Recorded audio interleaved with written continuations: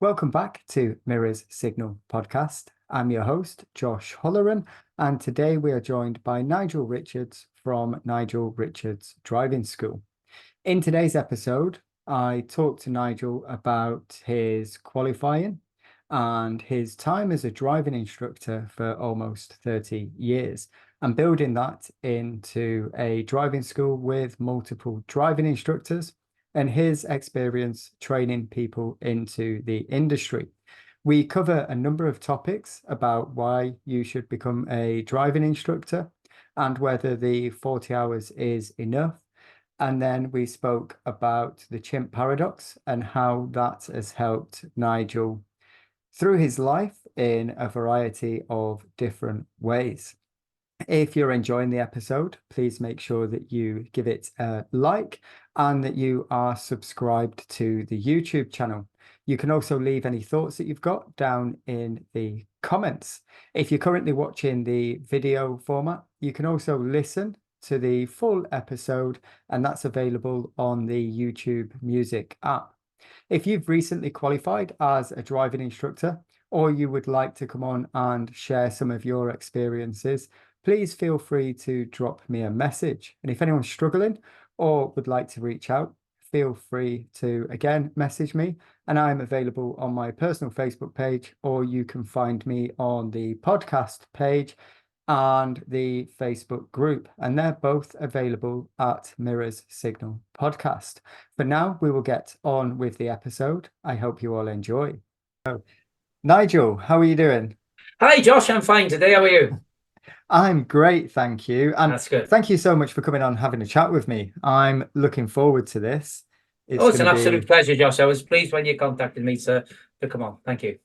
oh, I love it. And we'll have to thank, was it Rob? Rob, Yes, one of it's your one of my PDIs, trainees, wasn't it? Rob. He raves about your podcast, Josh. He sits there all day organizing these parts with his headphones on all day, constantly listening to your podcast. So he highly recommend you. He kept pecking my head saying, Nigel, you've got to meet this Josh. You'll find him fascinating. And I think you'll like him. He'll like you. So here we are, pal, through one of my There we trainees. go. Excellent. He'll appreciate that, getting a shout out in the Of first two course he minutes will. of the episode. Keep up the work, Rob. Well done, Robbie. Oh, I love it. So we'll start there then. So he's one of your PDIs, Mhm. and you've got your school. We've spoke about it briefly before we started recording. Yeah. But how have you found training people to be a driving instructor, and how have you got to this point? What's your story? Okay then, Josh. Well, I became a driving instructor in 1994. I had a very intense initiation into the driving instructor circles because back in the day in 1994, everybody who was in my area of Wrexham, Chester, all around that sort of area, everybody went to 15 Malaby Street in Birkenhead, and you sat there with Pam Thompson and her husband, John Thompson, who was an ex-supervising examiner, and they blasted you for 5 days. First 2 days were all on the theory. Second, Wednesday, Thursday, Friday were all driving. Then the next week you went back again and you went through all the part three, should we say, in those days, which is still the same now. And then we went back for a day or so before each of the exams, and that's what it was. So that's where I started, 1994. I loved it. I chose it because I really always wanted to work for myself. I never wanted to work for anybody from a young age. I think this was instilled by my grandmother. Nobody in the family was self-employed. They all were all employed, but I desperately. She used to grow chrysanthemums and sell the chrysanthemums to wreath builders, and that's why I think she instilled that in me. So that's how I come about it.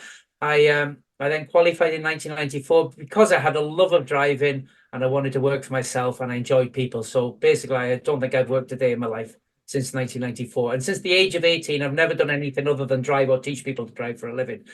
And then I started expanding the school. 10 years. I didn't get passed for the first 12 months, by the way. Couldn't get anybody through the test, but I just loved it. And people love me. They seem to like me, you know. So my business struggled through that first 12 months until I got my first test. Was Charlie from the local chippy. I got him through, and then everything sort of started growing steadily after that. I never really advertised, Josh. I built it on reputation. I kept working full time as a truck driver. Gradually went to a part-time job delivering cream cakes for a local bakery, and then I went to full-time about a year, or say 18 months, or say it had been mid 1995. I went full time then, I think. And then we just kept building it. I kept building it 10 years. I was working a lot of hours. It was getting very popular. I was advertising in the old yellow pages them days. And I kept building and returning work down, as any experienced instructor will tell you. You just get to such a level then that you can't take any more on you physically. And it was grieving me, Josh. It really grieved me to turn the pupils away. You know, I couldn't turn them away. So, and I always hankered after it, and hankered after it. I saw, what is it? It's expanding the school. I always wanted to do it, but there was a certain part of my mind that always held me back from doing it. I think I hadn't had an entrepreneurial upbringing, so I didn't really know much about how to start and expand a business then. But nevertheless, this part of my brain kept holding me back. And once I managed to control that part, then I expanded it. And that was about 15 years ago.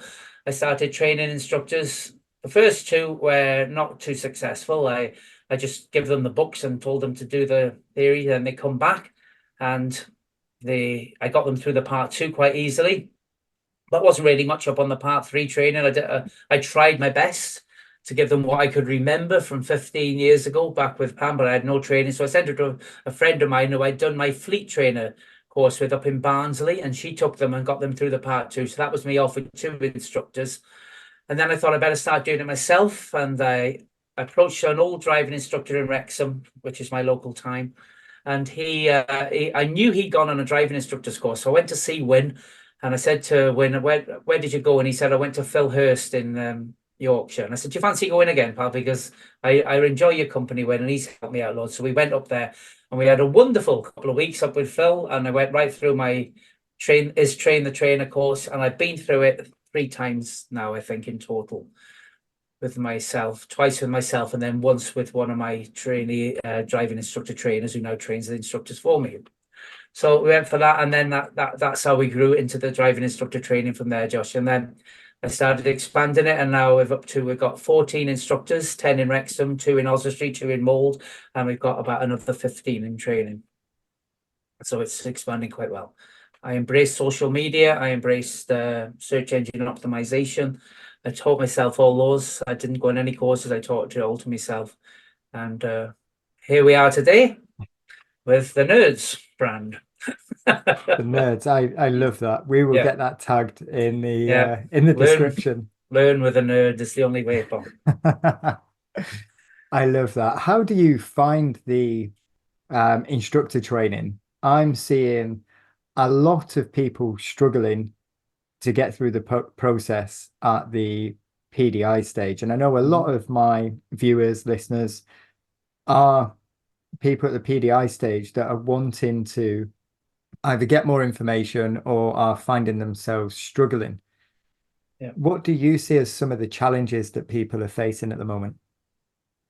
The challenges are, Josh, you've got to do it for the love of it, really, because if you're not really a lover of driving, then you're not going to make it very good. But you've got to love 2 things. You've got to love driving, and you've got to enjoy people. If you're not you don't fit into those 2 classes, then you will struggle with it. And it's something you've got to really do because you love it. But you've also got to put the work in, Josh, because it's nothing like any skill. It's not going to work unless you practice it. And when I first started training driving instructors, I used to say to them, obviously, there's your books. Come back when you pass your part 1. And I think you find, I don't know whether you found this, Josh, within your podcast, that's what many people are still doing. And when I went up to Mr. Hurst, he said, what are you doing, Nigel? Doing the books, Phil. Phone me up when you pass your part 1. I knew you was, he said, fair old. And to be honest, I've adopted Phil's training. And with the part 1 training, I still give them the books, Josh, and I give them the software. Theory Test Pro is what I use, and they go through with that. But I also, and on Phil's advice, and I've adopted Phil's system to the nth degree, I give them 6 hours part 1 training, 1-to-1 in the car, before they even pass the part 1, Josh. I sit in the car. I've split. Phil says to do it in 2-3 hour sessions. It doesn't seem to work for me, and I've split it into. We've had our debates over it. You know, Phil's obviously he said it, but it just works better for me to do it in 4 1.5 hour sessions. So I have my first training instructor. As soon as they've made the payment, I ordered the books off Phil. As soon as the books arrive, if they've booked the part one, or some of them haven't, and nevertheless, I take them out for 6 hours. The first 1.5 hours is that I ask them if they've managed to look at the books and work through Phil's intense workbooks, is there any problems there that I need to go through? If there is, then we'll sit down for half an hour and do that. And then the next hour, I want to take a look at their driving. I sit in the driving seat. I let them warm up for 5 or 10 minutes, and then I give them a 20-minute assessment. Then we swap over. I give them we pull over on the side. I discuss the strengths, I discuss the weaknesses. We swap over that. I give them a 10-minute demonstration drive on what the standard we're looking for based on their weaknesses. And then we swap back. The remainder of that session is just me coaching them to become a better driver. The second 1.5 hour session is just solely them in the driver's seat. And I push them as far as I possibly can in that 1.5 hours, Josh, because we know we've got to get the driving down. 6 minors in 1 hour driving is absolutely nothing, pal. That's 1 minor every 10 minutes, isn't it? You know? Yeah, a minor every 10 minutes. When you put it in that context, Josh, you know, you realize the standard that you've got to get to. So I take them to that, and then the next 1.5 hour session is totally on initially giving directions, you know, to give good, clear directions, not saying straight over the roundabout or things like that, changing it round to at the roundabout, follow the road ahead, taking the second exit. And then we start with some full talk through on moving off and stopping. I give what Phil calls dual role play. I act like the pupil, talking myself through it and moving off, and then the PDI copies me, and then we move up to, if we can get to gear changing, that's great. If we can't, we still stay on moving off and stopping. But it gives them some context of what's coming up, what's going to be coming further down the line. And then the last 1.5 hour session of the part one training is where it's all on fault assessment then. We touch on coaching a little bit, an introduction to the client-centered learning to start with, but basically we teach them what is a fault, how to identify a fault, how to analyze it, and how to correct it. We work through that. So I drive a few, they start to identify some faults, we pull over, and then we start to, how can we analyze that fault? Can we have some Q&A? What sort of questions would you ask? And then we do a test on the DL25, explain the DL25 to them, and then I go through a bit of a test, and they watch me and mark down any faults, and we discuss there. So basically what we do, Josh, we encourage them, their driving. We start them off thinking about what standard they've got to attain, and we give them a good introduction into instruction. And Phil was very right. He said, Nigel, when you do that, you will arrive at part 2 and part 3 with a much better pupil. And he's very, very right. Very right. Because they start on a daily basis then, Josh, they start modifying their own driving, for example. They will start doing whatever they were lacking, you know, many of them, their hands are down, one hand on the gear stick, you know, all the sorts of things like that. You know, a truck driver will just be checking the side mirrors. They'll never look at the interior mirror. So, and then it's amazing when they come back past the part 1, and then we get them in for the part 2's training, and it's amazing to see the difference, because we always do it. In the part 2 training book, we write down what they've done on that first part 1 training to see how they've changed. It's phenomenal. It really is. So that's our part 1 training before they've even booked the part 2. And then we give on average about 12 hours training, which is pretty standard, I think, on for the part 2. And then our part 3 training is 40 to 45 hours, whichever we think the person needs, really, but a minimum of 40 hours. And we follow Phil's plan to the T. Minute by minute. You said something quite interesting, and okay, it's going to be talking about the 40 hours. I'm sure we can make a full episode about that, because there's so much to go through. Of course, yeah. But before we started recording, you've mentioned, and I'd like to talk about it because it's come up a few times now, and that's about the 40 hours for the part 3. Yep. How we can just get enough in that 40 hours. On it. But what I liked, and it's something that I think a lot of people could take from this, is that can't be the only training. And you said for every 1 hour that they do with you, you should be looking at least 2 to 3 hours doing kind of your own study, either based around that or whatever else it is. Absolutely got to, Josh. It's imperative.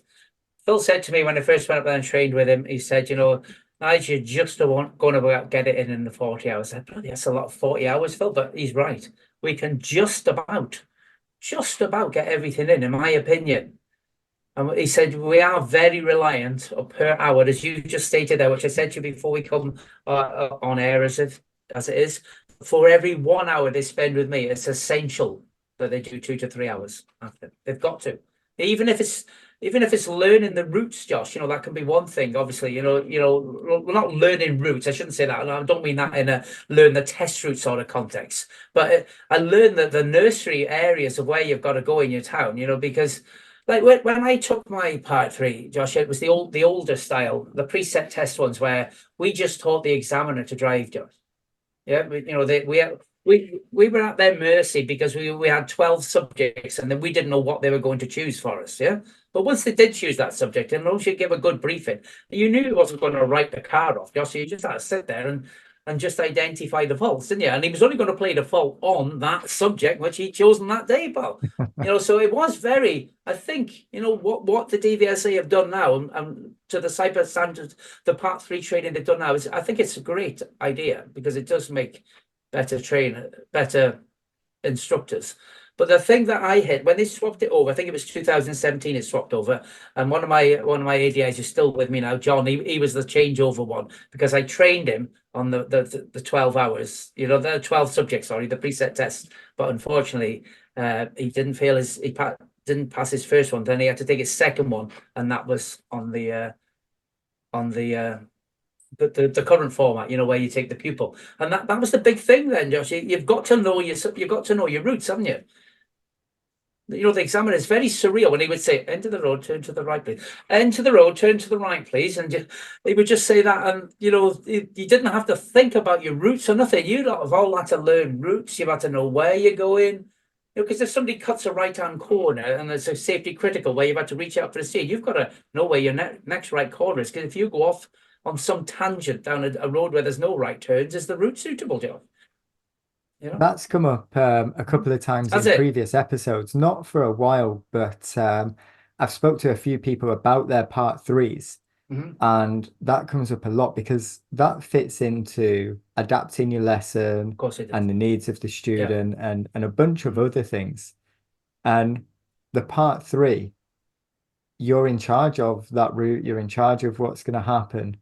And absolutely, if you don't know the area, you can't really risk taking a wrong turn because what's coming up next?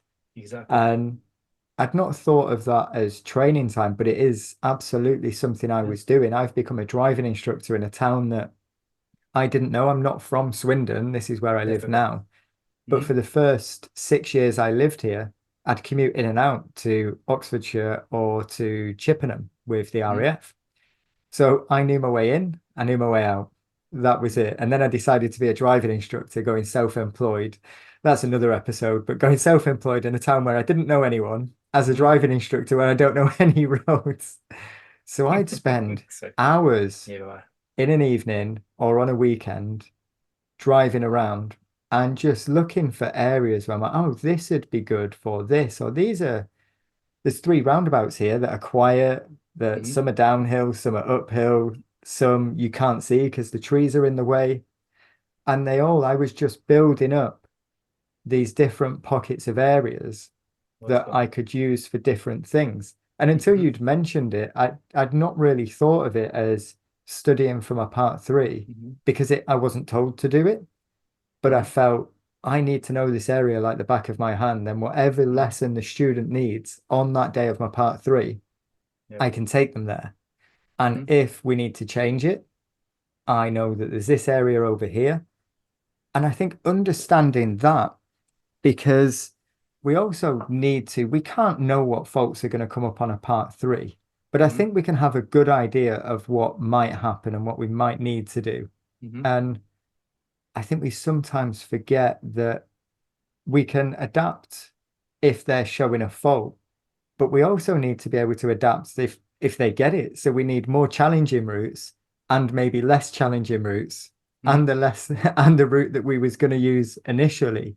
Exactly. See, that's a massive part of training, isn't it? And you can be doing that, like you've said, at the part one stage. Go and practice your driving, but practice it in the areas that you're going to be using for your part three. Yep, you're right, pal. That's how that's a foundation that's got to be there, Josh. You know, as I say, as an instructor, I tell all my students, instructors, you've got to be thinking 4 junctions ahead. You've got to, Josh. You've got to think, you know, what does this pupil need? They need this, this, and this, and what is my best route to get from that? So I'm always 4 junctions ahead. And I've been training instructors quite recently, one, and he didn't know Wrexham at all. And I said, right, we're over here now. How can I need you to teach me this, but I need you to teach me there. And he said, I need Google Maps. He didn't know how to get there. I said, well, we're never going to be. And it was a big moment for him. You know, he realized that I've got to know how to. And I just said, yeah, you have, pal. You've got to be thinking 4 junctions ahead, because you're just never going to be able to construct a lesson. You're never going to be able to put it together if you don't know where you're going. And then we went over there, and I gave him a little bit of guidance on getting over there. And then I said, now take us back, because I always base all my training from like the one part of Wrexham by Morrison. So take me back to Morrison. And he was fine then, because he knew, like you said, Josh, you've driven into and out of Swindon. So you knew the arterial routes. And once he was on the arterial, his instruction changed. He could just focus on me. I said, you're focusing on me now. Rick, his name was. He might be watching. I said, focusing on me now, aren't you, Rick?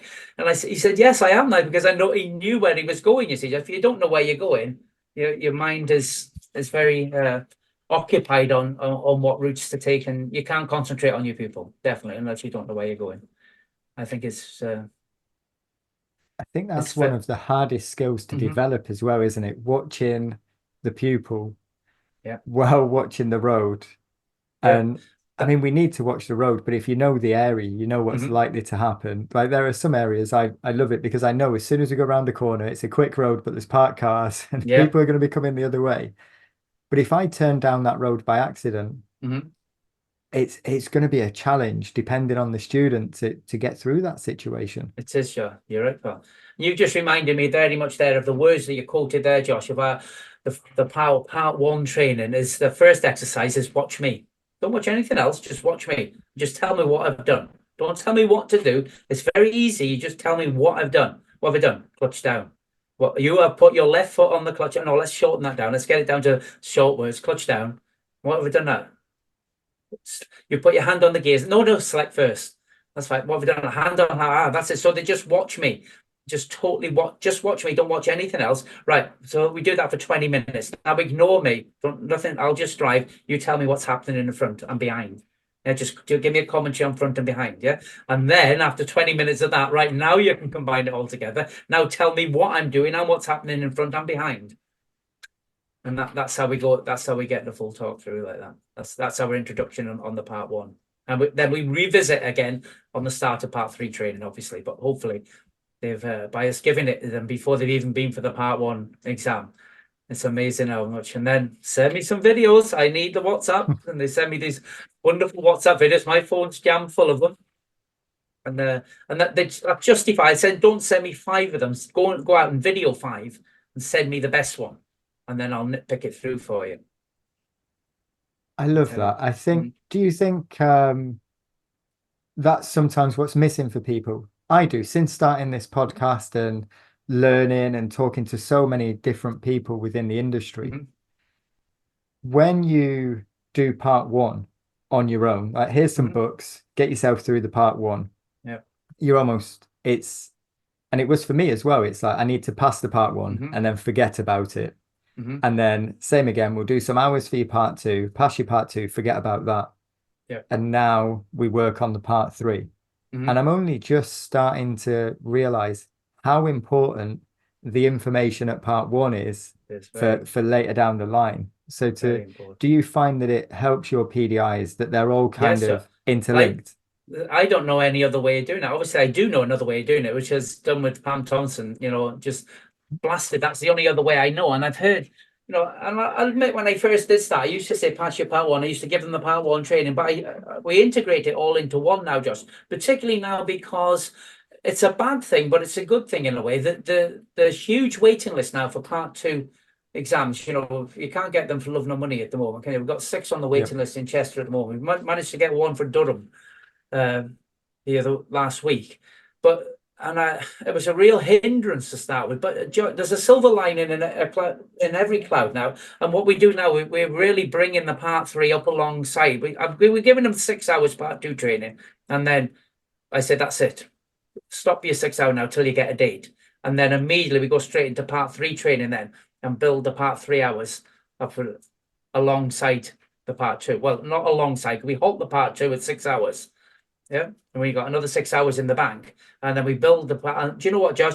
I didn't like it to start with, but I do enjoy it now, and it is making better instructors, better drivers as well, because they're more self-aware of how they're driving, because they're more aware of what needed to be an instructor, and it is producing better drivers. So there is that about it, that because of this false market that we're in now, all the amount of waiting for the part 2s. But once you keep that part 3 going alongside it, I think it has got benefits now. I am seeing benefits from it. It's a challenge, isn't it? And it is, I don't think there's anything we can do currently, and I don't think the wait time's going anywhere for part 2 and part 3. It is a mess, and the amount of people that are being left behind is such a shame, because they're only getting 1, maybe 2 attempts at the part 3. But I think utilizing that time and getting on with part 3 training, as much as it's going to help you qualify through the process, it's going to help you so much at the part 2. If you know what can be seen from the passenger side and what you should be looking for, then you're going into the part 2 knowing exactly what the examiner can see and what they're expecting to see at what point. Pretty much so, Josh. That's what I'm finding. They're definitely better drivers going in for the part 2 now with the ones. I think that, I don't know whether I'm right and I might be wrong, Josh, but I think obviously why there's such a waiting list for the part 2, you can't keep handing trainee licenses out, can they, Josh? Really, as soon as somebody's through the part 2, they bang the 40 hours in and they're off on the trainee license. Surely now they must be putting examiner resources onto the part 3s now to get those, because they can't just keep passing part 2s and giving out trainee licenses. Otherwise, you're going to end up with a country full of trainee driving instructors, aren't we? So I only surmise that. I don't know any government, and I don't make any inquiries into it either, really, because I've got my own little world and I live in that, and that's enough for me.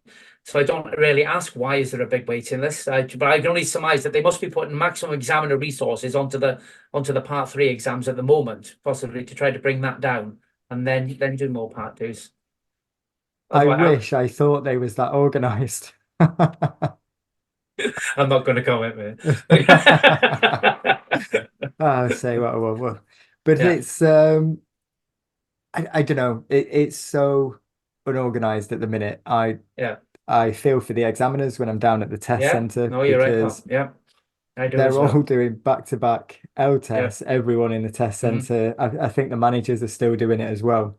So finding time for part 2 and part 3, it appears from what I've seen on social media that there is a lot of people that are like, I'm on hold. I've only got X amount of months left on my pink license. My theory test is about to expire. What can I do? And it's such a challenge for people. And we've this is the system that we're within, unfortunately, at the moment. So using the time that you've got to add benefit, we can almost sit back and be like, I need to do my part 2 yet. So just focus on the part 2. But using that time wisely, and let's get your part 3 training in. It's going to help with the part 2, but it's going to speed up the process once the part 2 is done and passed. And let's get on with the part 3 stuff. It's a challenge, isn't it? I don't like to think how you find it running a driving school, because you said you've got 14, 15 PDIs with you at the moment? Yeah, we have at the moment. Yeah, we've been sending them this time last year, Josh. We were sending them all over the country. We had one in Cardiff, one in Bridgend, one in Worcester, one somewhere up the northeast. And they all passed. So there's no point. There's no difference. They can still pass anywhere where they go. But then I was told in January, when it was actually when Rob passed his, the one that was recommended to come on here, when Rob passed his, examiner suggested to stack them up. So we did start stacking in Chester. We got 6 stacked up there now, and we haven't had a test through yet. So it's tending to revert back. Now all the ones who are on the waiting list are frightened to jumping off in case they lose their place, which I don't know how these stacking systems work, really, but they're seeing it through. But I just had the one who passed his part one last week. He just kept refreshing the page and he got one in Durham, so he's going to go for that. I did have So someone on the podcast 2 weeks ago. It went out, a bloke called Miz, and he managed to do all three in 2 months. He went from wow, start did to he? finish in 2 months. But Incredible. he had to do Yeah, that. He traveled across the country yeah, to get the part one, to get the part two, and then he got kind of very fortunate, I think, with the part three date came up and he took it at short notice. yeah. But I don't think most people could pull that off. One, because No. just dates wouldn't line up and areas Yeah, wouldn't line up. he's And done two, very well getting there.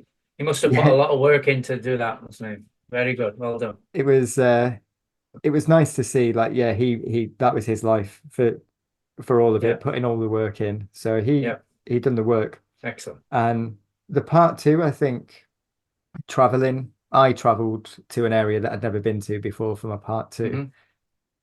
But a part three, I don't think you can do that really. Can't you? It's How can you you do need to it? know your area. I think you do to an extent. You must have to know some part of it.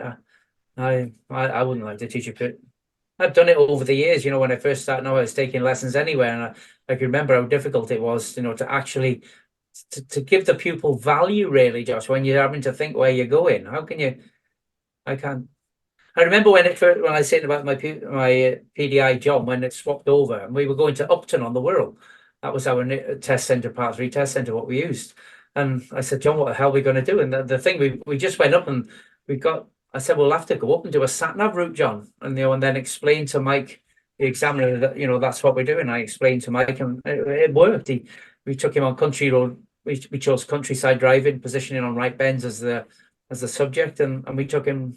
So John didn't have to think about where he was going. Do you understand? Yeah, we took that away from John, so John could concentrate on teaching the pupil, and he was just following the sat nav, and it worked. And then a couple of weeks after that, they started doing them in Wrexham, so we were okay then. And It's a challenge, isn't it? Yeah, It's funny you isn't mentioned it? about not knowing the area and value for money. I taught for free. I never went on a PDI license because I had some days like that. I'd go and pick up a student that I was teaching. I wasn't charging, so I didn't. I No, guess there was less pressure on me. But I'd be yeah, going to areas of Swindon, and I'm like, I don't know this area at all. So it's like, right, we're going to spend 10 minutes driving somewhere that I do know. yeah, But I guess that was my training as well because it was for free. yeah, I could do that. But as a yes, PDI, when you're charging, it yeah, it's almost it's about the pupil. It's not about you. It's very yes, difficult to focus on yourself when someone's paying you so they can of learn. course, yeah, it is, yeah, A challenging dynamic that I didn't go through. I think had I have known more about the industry, I may have changed the process that I went through from start to finish, but I didn't. I searched on Google and I went with the best sales team, basically. yeah. Um, Some wonderful sales teams out there, pal. yeah. So hopefully people can find this and they can find schools that work for them and the process that is best for them at their current kind of Yeah, situation to get through. But what I would like to ask you about, we've spoke about kind of the training and what you do with your PDIs, but you mentioned something earlier on in the episode. I think it was about what 15 years ago that you managed to change your mindset on things and your outlook and stuff. I What was did. the change for that? That was some friends of mine from Lancashire. They encouraged me. They said, Nigel, you want to come to this self-development seminar in London? And I said, oh, no, it's not for me, boys. You won't get me there. No, you will enjoy this, Nigel. And they kept badgering me, and I went anyway.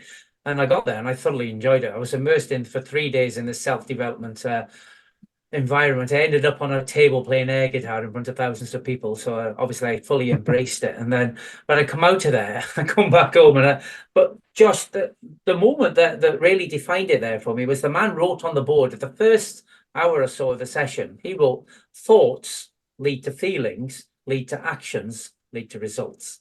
And I could have walked away then with that piece of information, and got back home. But it stuck in me and it resonated with me. And I come back home and I went to the Waterstones and I said, can you give me the best book on thinking? So I thought I would start thinking there. And it really interested me and intrigued me. And they handed me a book there called Chimp Paradox. It was 2000. I think it was 2011 or 2012.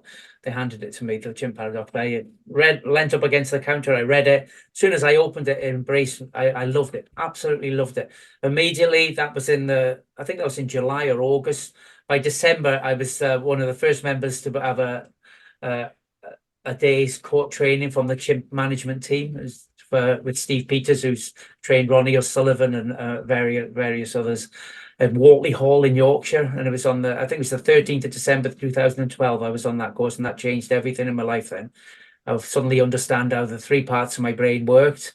I compare it to driving a car, really, Josh, because we don't need to know how an internal combustion engine works, or how a gearbox works, or a clutch works. We know to get in, clutch down, into gear, take the handbrake off, and steer the damn thing down the road, really, don't we? And it's similar with your brain. You don't need to be a neuroscientist to understand how it works. But if you just simply understand how the information goes in, where it's processed, and what goes on just after that, then I control my brain. And that's what happened. And it really improved me as an instructor, Josh, because I started to understand where other people were speaking to me from. You know, if you get somebody who says, I can't do this, Nigel, I just had enough. It's not for me to drive it. That's the chimp. The chimp is like, get out of the car now. This is a dangerous situation. You're making yourself look a fool. Just get out. So it's just piling those black and white negative thoughts into their brain to try to get them out of the car. And if I say, yeah, crap me, honestly, I don't know what the hell we're going to do here. You know, if I start giving it that, like, that's a chimp to chimp, isn't it? Do you know what I mean? And that's like a battle then, and that's rage. But if you understand when they're talking for the chimp, and I've got many of my pupils, and it works very well with people who are within a sort of the spectrum somewhere. It works really well with them. I had one lad and absolutely changed everything in his life. He's had Asperger's syndrome, and he was screaming at cars when they were overtaking him. And I said, Matthew, just pull up on the side. Just pull up for a minute. And we pulled on the side. And I just said, listen, I don't know really what to do here, but I'll just explain this little diagram. And I said, listen, this is the chimp. And when the information comes in through your eyes, and it goes to the chimp, and then the chimp decides what to do. And then he looks into the computer. The week he come back the week after, Josh, and he was just like, everything's changed, right? And everything changed for him, and that did change that lad's life. And we got him through his driving test. And I went to a wedding many years after, and he come up bringing everybody over. This is the man who told me about the chimp, and it really worked for him. So if you do understand the model, and that's how it worked with me, Josh. And like then when you know.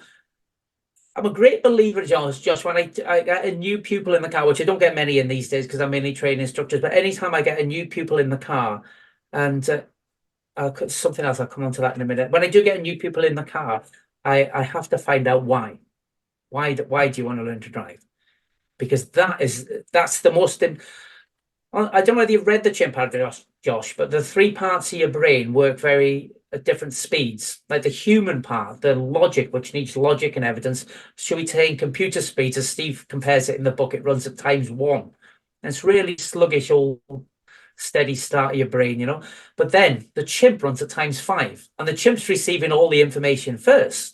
So this just gets such control, and you just shut the human down, and it's recognizing when that blood is starting to flow from the chimp part of your brain. I'm sounding a bit technical there, but that only comes. This is how Steve found out. He was brain scanning inmates of Rampton and other high security hospitals, and he was watching where the blood was flowing in their brains on the brain scans, and he worked out what it was looking at, and then he simplified it down to give it to his students at Hallam University, and that's how the Chimp Paradox was born. And then he wrote the book on it, and thank God he did, because he transformed the life of a normal old Wrexham driving instructor by massive amounts.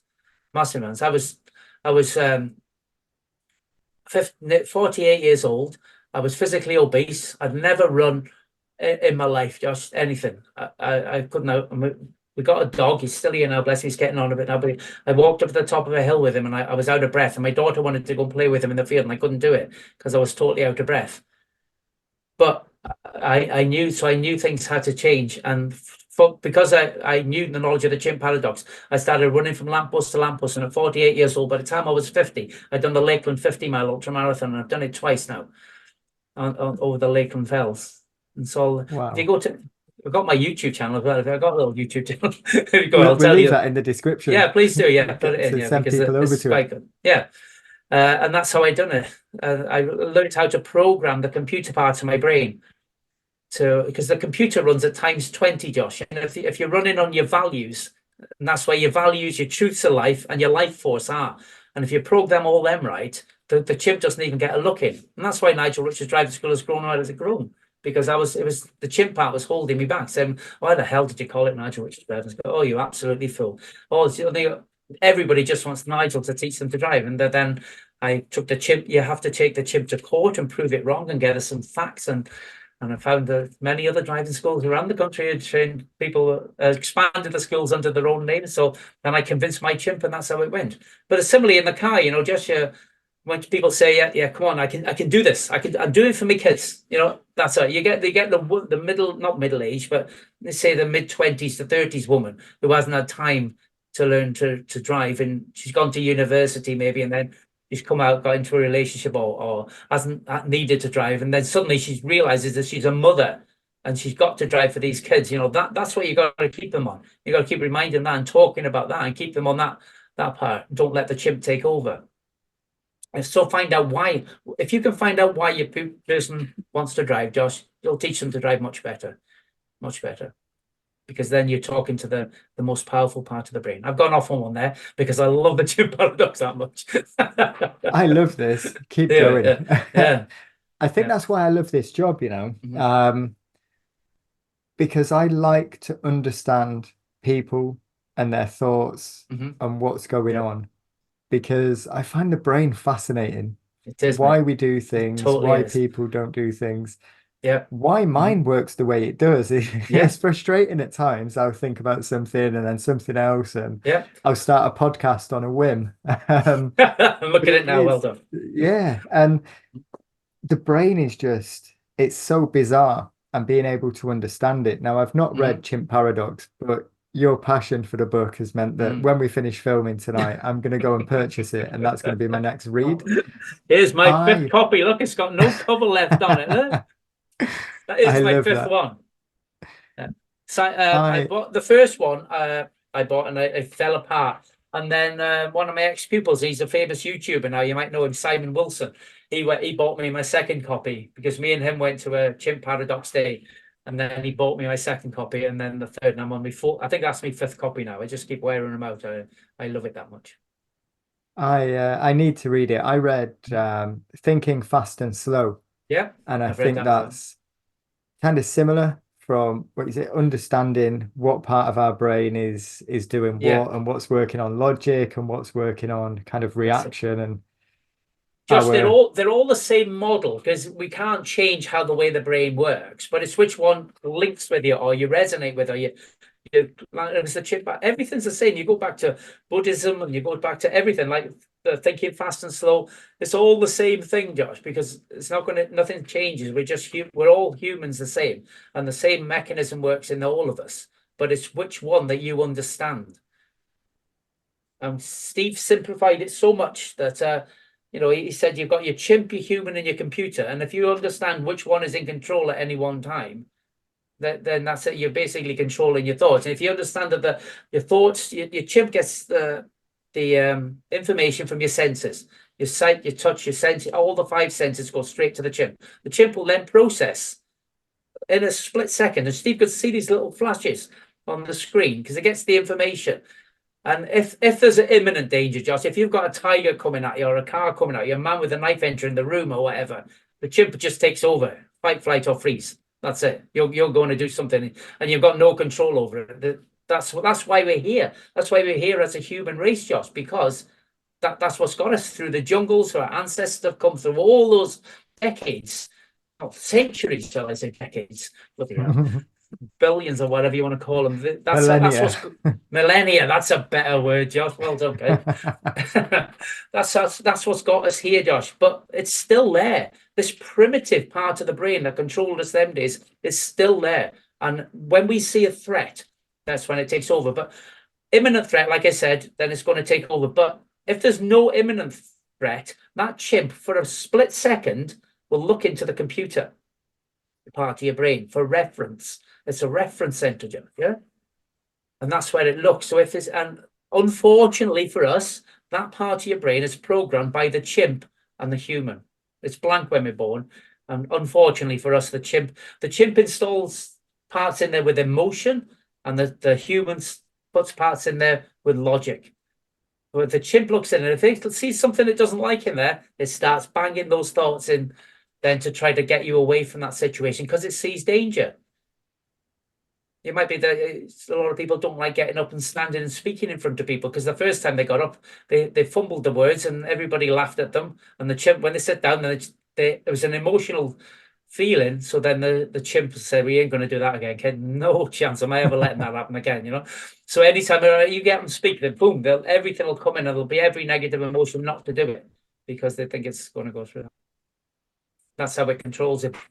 And if you want to change it, you've got to change your values, you got to look into that part and look at your values in life, Josh. What do you need? What do you want from life? I went through the values exercise. It was quite a harrowing experience to go through, really, because they did take me to tears, and I have done it with a few other people as well, that they've asked me to take them through it. And but you do come out a better person the other end because you realize, like I went and sat there. It's called a Stone of Life Day, where you actually make a real stone of life, which is where your values and everything are on it, and you make a physical representation of it. And I said, "Oh, I want to expand my driving school." I was on single car driving school at the time. I want to expand this, or I was just starting out. And why did you want to do it? I was just, I want a bit more money, a bit more freedom. Why? And they drilled me down. They took me to tears. And the only reason I wanted to do it was to spend more time with my daughter. That was it.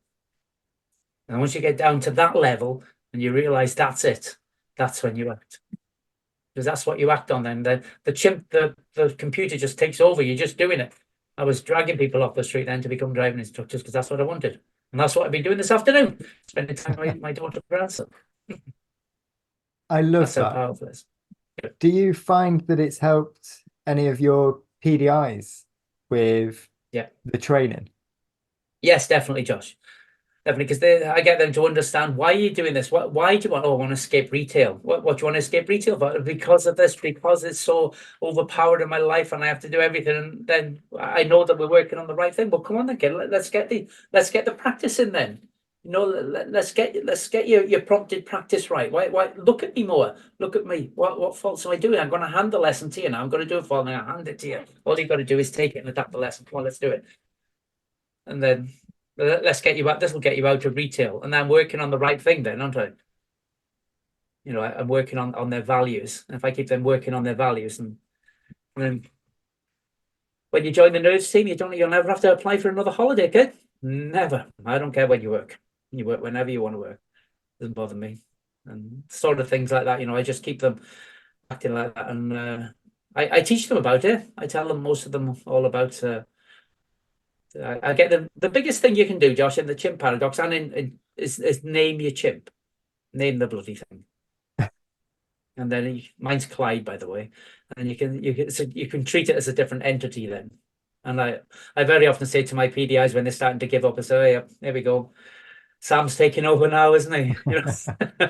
Oh yeah, he is. Man. They sit up in the seat like that. I know I've got them. As you know, we're teaching people to drive. Bodily actions are a great thing. A bodily action, that's a thought. Actually, it's a thought, and it's tense muscles and everything, isn't it? It's so important when you're teaching people to drive. But if they make a bodily action, that's a big thing. That it's so, with learners and with PDIs, body language is so intense, and it tells you a lot about what they're thinking. I think it really does. That comes back to, I think, a skill that we mentioned earlier about watching the student. We're watching for where they're looking, what their hands are doing, what their feet are doing, what their expression is, but their body language as well. And it takes so much time to pick up those little cues, because all students are different as well, aren't they? Some are better at hiding it, so some are, it's as obvious as you like that they're intense. It's yeah, I had a student today mention that his chimp was taking over, and I wish I'd have read the book at that point. I just had to wing it at that point. I was like, right, let's throw your chimp out of the window. Let's get back to driving. And he was like, yeah, let's do that. That's interesting. Yeah, he's clearly read it. Yeah. If you don't know it's taking you over, Josh, you'll never, remember that Jeremy Kyle program they used to be on? That used to, most people were living in constant chimp mode, aren't they? They should bring that back. Yeah. Good examples of chimp mode that was. Well, Oh, that's bringing back some memories. I spent half my Mhm. time in the military watching Jeremy Kyle. Did you? Yeah, that's what we do. We'd have our Mhm. nappy break, have a tea, coffee, watch a bit of Yeah. Jeremy Kyle. Yeah, you Yeah, can see what it, I was can't going you? to come That back to, Josh. Yeah, I touched on something. I said I'd come back to it. When I started teaching the first instructors to drive, you say, right, well done, you passed your part three. Come here, can meet me for the Costa. Right, lesson 1, do that. Lesson 2, do that. Lesson 3, do that. Lesson 4, do that. Lesson 5, do that. I've done it for 3 decades now, Josh. I can tell you basically on what to do for the 45 hours it takes to teach somebody to drive. And I give them this A4 piece of paper and said, off you go, kid. Give me a ring. No problem. I'll meet you next week for a cup of coffee or whatever. And then we kept going. And then we have a great Christmas do, a Nerds Christmas do. And they were all chatting this Christmas do. They're all laughing one Christmas. And I got up. So I said, what's all the laughing about? They said, oh, the parchment, Nigel. It's the parchment that you give us. And what's that? It was this A4 piece of paper they'd all kept in the glove compartments. And they'd all treasured it, and they said, all the client-centered learning and everything, Nigel, all that's important. We agree. But having this plan just helps us. So it's like, oh, right. Oh, God, I haven't got one here, actually. They're all in the car. So I made the Nerds plan. And I've made it now. And all my new PDIs, they get a whole pack of Nerds plans. And it tells them what to do on each lesson as an average. We've just come out with Nerds 2.0 now. We just had our second we call it the second version now, because Nick, the one I mentioned, my ADI trainee, said, Nigel, it's great the Nerds plan, but when I get somebody who's had 12 hours with another school, it's really difficult to fit them in, where to put them in. So what we've done now on Nerds 2.0, now we've got the 40 hours are in the suggested guide, but then there's 4 pages of 10-hour sessions with a mock test at the bottom of each session, so they can fill their own in. So what I'm getting at, Josh, there was some blank pages in it because my printer said you can only do so many pages, and I thought, oh God. So I said, well, just do them blue, then that'll be fine. So she just done them blue. But now I'm thinking I've wasted them pages. So what I'm going to do on Nerds 2 3.0 at the beginning, they're going to have to fill in why they want to learn to drive, so that we can get right onto the why. We can get that powerful part of the brain of why. Because somebody, once they make that decision to learn to drive, it can be a very big decision for many people, Josh, and there's some reason. Is it to get off public transport? Is it to be up with your friends? Is it for your kids? It's something. If you can find that, Josh, why they want to learn to drive, you will be able to keep them. I wouldn't say you might even teach them faster, Josh, because you can keep them on that more positive part of their brain, which acts incredibly quickly and doesn't even let that bloody chimp get a look in, pal, because it runs at times 20 and it is incredibly fast. it's so important, like you've said, understanding the why. I've had a student from another instructor who was told after 1 hour it's probably best that he goes automatic. And he got in the car with me, and one of the reasons he wanted to drive was the job that he was going for. He needed a full license, so a manual license. I see. And I had a chat. I was like, yeah, I think you'll be fine. It might take a little longer, it might not, but I can't see any reasons why you'd struggle to learn in a manual. But yeah, he'd been almost within an hour. Yeah, you best go in automatic. That's him. And there was no conversation over why learn. And Wow. he then waited 12 months to reach out to another driving instructor. And the why, straight away when I had that conversation, why? And he was like, well, I want to do this job, but I need a manual license. Yeah. And I'm like, well, that's what we do. I was like, as long as you're willing to put the work in, however long it takes, I'll keep working with you. Yeah. And he really appreciated it. He's flying through. But it's like you say, it gives them that incentive, doesn't it? Yeah. And I expect if that conversation would have been had on his first lesson, then the approach going forward might have been slightly different. Totally. Yeah. But if that gets missed, it's very interesting to see what he done on that first lesson, Josh. Really, for somebody to form an opinion that they should drive automatic in 1 hour is a bit ridiculous, I think. I've had many people come to me over the years, Josh. They said, "Oh, I'll come to you, Nige.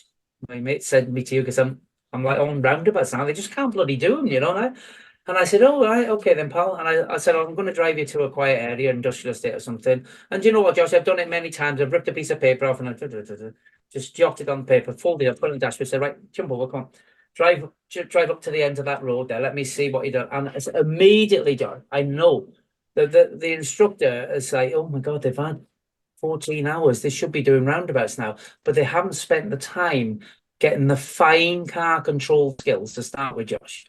Yeah. And I write on that piece of paper, yeah, heel off the floor and a whole foot on the accelerator. And that's what it is, Josh. Yeah. The left heel comes up off the floor. The calf muscle is tense, and they're trying to control that within the thickness of a bloody pound coin, pal. You can't do it. Just for that initial bite, if you can just keep the heel on the floor, and as I say to all my instructors, if you don't learn anything else off me, just for God's sake, just let them just bring the clutch up to the bike with the heel on the floor, and make sure you can see the top of the accelerator pedal off over the top of their foot, because half of them have got the whole bloody foot on the accelerator pedal, Judge, yeah, and the instructor hasn't even noticed it. I spend hours, Josh. My first pupil will spend they'll move off 20 times up one straight, and they're only moving a couple of meters at a time, because I know, Josh, from 30 years of sitting there, if I don't get that fine control initially, it's harder for me and it's harder for them. I think If you that's just, yep. it's learning in general, isn't it? I'm going through it with my children now with schoolwork, and maths is an example that springs to mind. I've probably mentioned it before. It's like if you can't number bond to 10, or you can't number bond to 5, it's a fundamental, but you can't move on until you've got that. And when we look at driving, like you said, that fine control, if we can't move off and stop with control, what's the point in going anywhere else? What is the point, John? Yeah. What is the point? Because I'm not saying all instructors, some brilliant instructors, but I've seen it so many times, Josh, that they haven't got those fine skills. And because they've had X amount of lessons, they should be doing that, So, so that's what our first 10 hours of the nerds plan is, just total control to start with. All the exercises I put in the nerds plan are just totally controlled. And the first little mock test is just all on control, really. And how much easier does that make the rest of training when they've got the control down? Everything. How can you think about a roundabout? I always taking Rob's daughter the other day. Rob would say, "Oh, nice, can I sit in the back and listen to a lesson? Take my Emily." So I took Em out for a lesson, and her friend as well. We took her out as well. And they're both saying, they said, "Oh, we come up to this roundabout. It's all, I don't like the, oh, tell me more about the, what's that?" That's how the teenagers sort of talk. They're making these calls, and I'm picking up on the body language. And it was like, oh, there's just too many decisions. So I need to decide what gear and where's this car going. And well, let's just simplify it down. Let's just go to first for everyone. Let's just do first for everyone and then we eliminated the gear choice, went out to the window, Josh, yeah. So everyone, slow approach, first gear, and let's see where we go from there. And gradually, both of them, by the end of the lesson, they were taking roundabouts in second gear, because they could understand then, after coming up in first for about 45 minutes, and then they were changing gear on the roundabouts and everything. But it's just got to simplify it down to, so it's not all too much for them, Josh. Make it simple, eliminate I think that's something that I picked up almost, I'm not going to say self-taught, but kind of experimenting with my students. I was fortunate they wasn't paying me, so I could kind of do whatever. Yeah. And it was exactly that. It was breaking the task down, and well, I'll do this, I'll do that, I'll do that. And all you need to do is drive up to this roundabout. I'll tell you if you can go, I'll tell you if you need to stop. So now all they're thinking is positioning. Yes, if you want to work on positioning, that's all you need to think about. I'll talk you through everything else. I'll tell you when to go, and then you just focus on positioning. And I think that helps with everything. You're managing the risk, what you're doing, and you're not overloading the student. I've taken a couple on, and very similar. What do you want to do? I want to go and do roundabouts, because I couldn't do roundabouts with my last instructor. Why couldn't you do them? Well, there was too much to do. What was too much? So we break it down. It's like, well, I'll do the mirrors. Okay, I'll do this. Oh, you'll do that. You'll do the other. Great. Let's go and give that a go. And you just focus on those two jobs. There we are. And like you say, do it a couple of times. Add another layer. Now you've got Yep, that. We can add the that's next it. one. And it makes our job so much Mhm. easier. It does, So much Josh. Yeah. easier. And how much more value does the pupil get out of that rather than say, "Oh my God, you've done a right turn," but it was like me telling you, really. They gradually take the responsibility, don't they? And I think they get so much more value out of it. Just focusing on micro parts each time. Obviously, you got to. Sometimes people get in the car and there's a myriad of faults, isn't there? There's a lot, and then you just got to focus on which one will make it safer initially. I think that's the main choice, isn't it? But then which one will benefit the pupil more.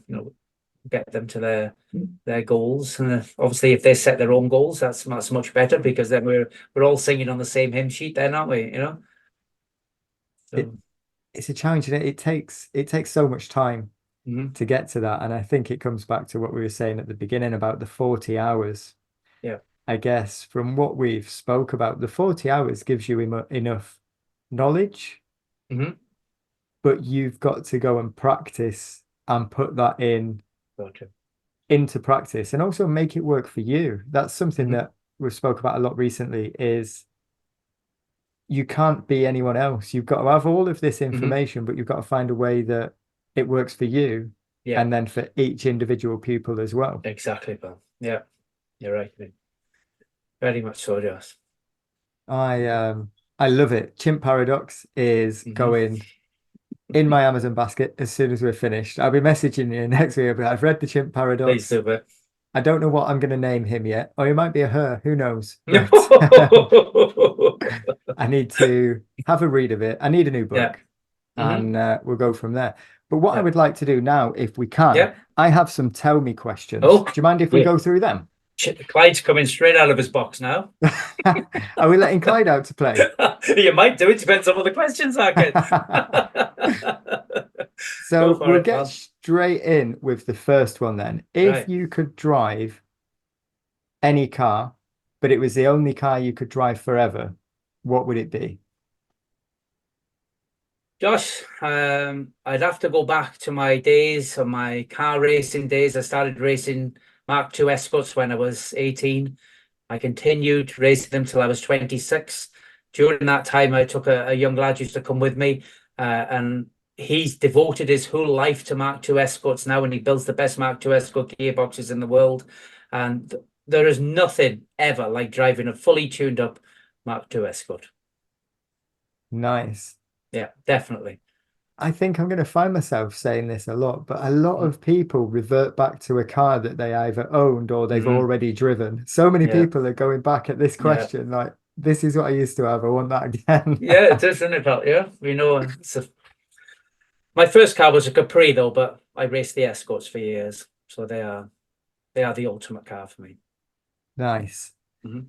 The next question, could Yeah, you tell me if you could deliver a driving lesson to anyone, who would it be? bloody question to ask. Driving lesson to anybody. Oh God, have I got to pick a person or can I just generalize? You can generalize. You can do whatever you want with this. You don't even have to deliver a No, lesson. It could just be sit in a car with someone from an hour. You freestyle it. Do whatever. yeah, Steve Peters, the Chimp. I'd love to see how he drives. The Chimp Paradox author, because he's a great hero of mine, and Nice. it'd be Steve. Yeah. I'd like to see him. I'd like to see him get his chip out of his ball. I don't know what type of driver he is, but yeah, Mr. Peter, because he's changed my life, and I'd like to try in some way to change his. Nice answer. The next one, can you tell me the best advice you ever received? The um, no, I can't say that one. My dad's always said a bit of advice. My dad said he said when you start something, start as you mean to go on, and if I always start as I mean to go on. Really, yeah, I do. Nice. Yeah. I'm not sure we need to ask the next question, but I'm going to ask it anyway. Can you tell me your favorite book? No, probably isn't that, mate? Yeah, that's it, mate. Chimp paradox. let's mix this up just for you. Can you tell me your Mhm. second favorite book? Another book that changed my life was Rich Dad Poor Dad. Love that book. I've read that one. Yeah, I went that changed me. self-employed not long after. The cash flow quadrant, yeah. Yeah, you're right, Tom. No, that's another one. Yeah, that changed my life. Those are the two big ones, really. It's Mhm. surprising how influential those two books are Yeah, yeah. with so many people that are doing like great things. Hmm. It's a Rich Dad Yeah, Poor Dad. I listened to a lot of investing and other things, and everyone's like, "Yeah, I read Rich Dad Poor Dad," and then that was me. I was on yeah. it. You're right. Robert Kiyosaki's got a lot to answer for, as well as Steve Peters. So they're two great Hmm. books for anyone that hasn't read them. I'm going to Yeah. read The Chimp Paradox, but Rich Dad Hmm. Poor Dad. And in our line of work as well, everyone's self-employed. I think Hmm.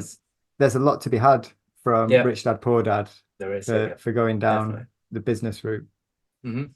Nice. Can you tell me one message you would give to someone who's considering becoming a driving instructor? Um, just do it because you love it. Really, don't do it. Don't do it if you don't love people and you don't love driving. Make sure that you do love what you're doing, because it's a great skill to have. I've been very fortunate to meet some great people through it. I've got some lifelong friends who I've met through it as well, and I've got a great bunch of instructors. So do it, and it's because I love it, because I actually love doing it.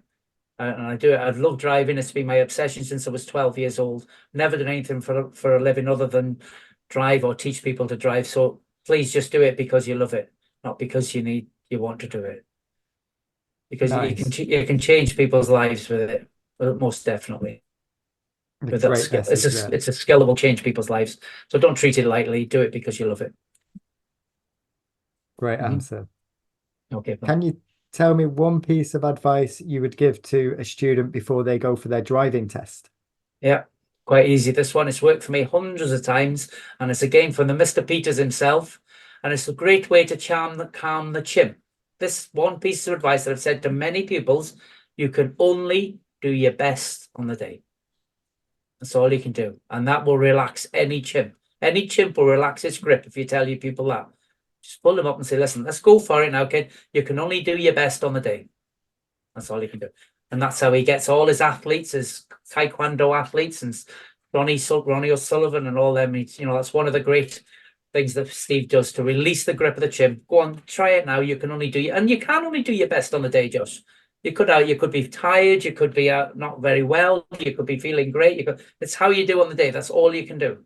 And just try that and go and do your best, and what will be, what will be. And that's a great releaser of tension and the hold that the chimp has on you, if you can only do your best on the day.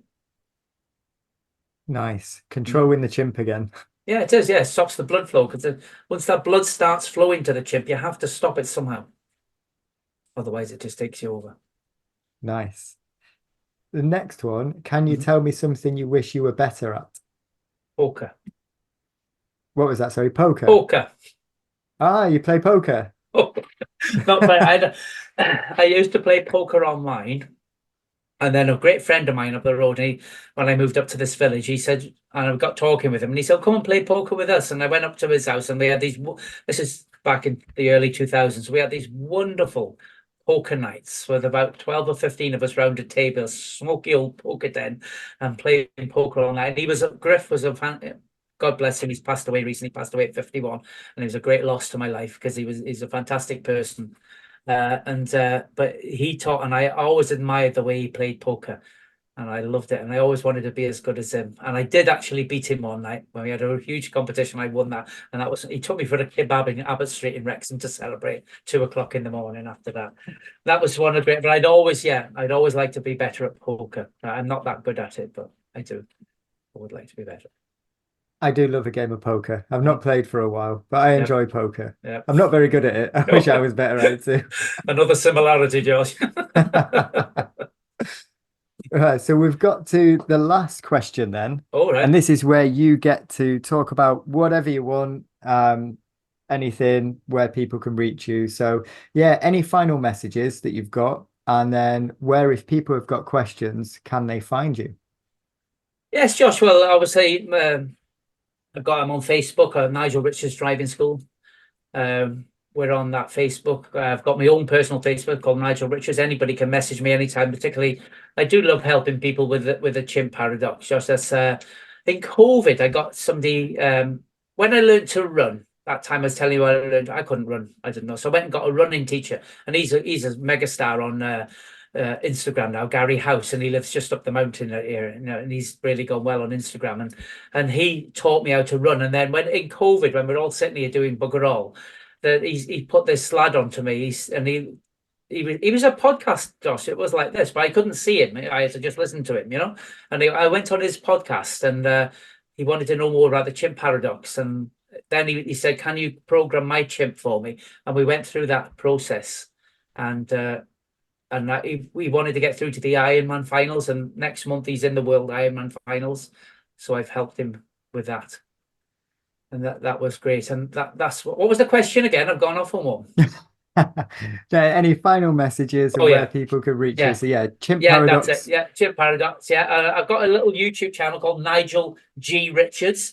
I've done some YouTube videos on there specifically on the Chimp Paradox. One of them's gone really well. The others haven't. I'm determined when I get a little bit more time to start progressing further with that, because that really is my passion in life, is helping people with the chimp. Definitely. We will if anybody wants to contact me, they can. I'm more than willing to help anybody with a chimp.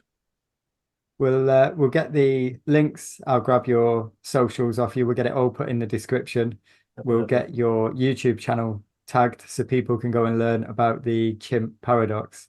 Okay. And Nigel, it's been a pleasure chatting with you tonight. I've really enjoyed it. That's and good. taken a lot away from it. And I need to go and purchase a book that I'm gonna have to find time to read over the next couple of weeks. Certainly are. You are, man. Thank you very much for inviting me, Josh. I thoroughly enjoyed it and hope people have found it useful. Great. Thank you very much. Thank you, pal.